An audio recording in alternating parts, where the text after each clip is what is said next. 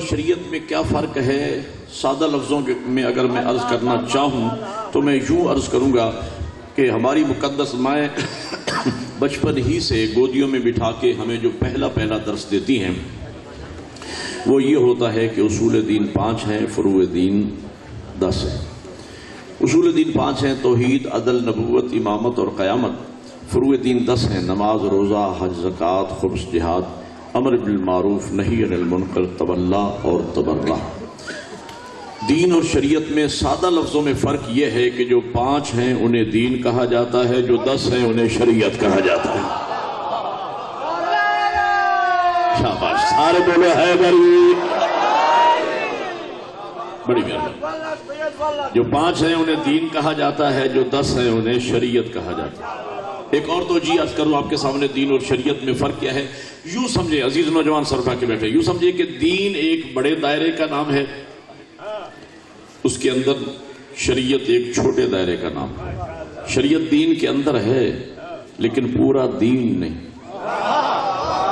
اور فرما رہے ہیں، اس کی میں مثال یوں عرض کیا کرتا ہوں عزیز نوجوانوں کو سمجھانے کے لیے، میرے بزرگ مجھ سے بہتر جانتے ہیں کہ پاکستان ایک بڑے دائرے کا نام ہے۔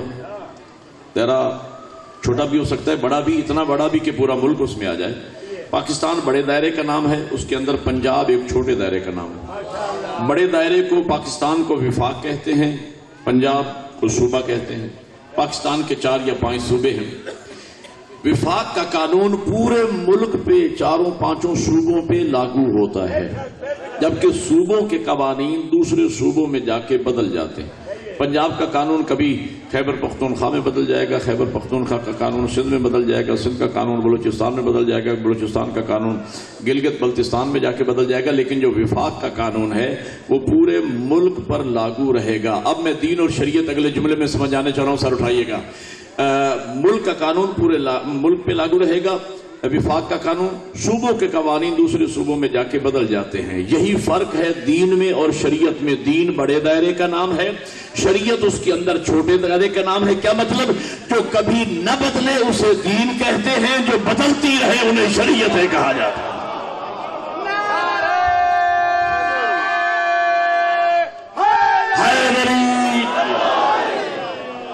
جو کبھی نہ بدلے اسے دین کہتے ہیں، جو بدلتی رہیں انہیں شریعتیں کہا جاتا ہے۔ اچھا، اب یہاں آپ نے تعاون فرمایا، اتنی محبت کا اظہار کیا، تو تولا کی توانائیوں سے سنیے تو میں آپ کے ذوق سماعت کی نظر، اہل ولا کی نظر میں ایک جملہ عرض کرنا چاہتا ہوں۔ سر اٹھانا، مجھے سر ہلا کے جواب دینا اور بولنا میرے ساتھ۔ مجھے بتاؤ کہ منزل غدیر پر چھوٹا دائرہ مکمل ہوا یا بڑا دائرہ مکمل ہوا؟ مل کے حیدری، شریعت مکمل ہوئی یا دین مکمل ہوا؟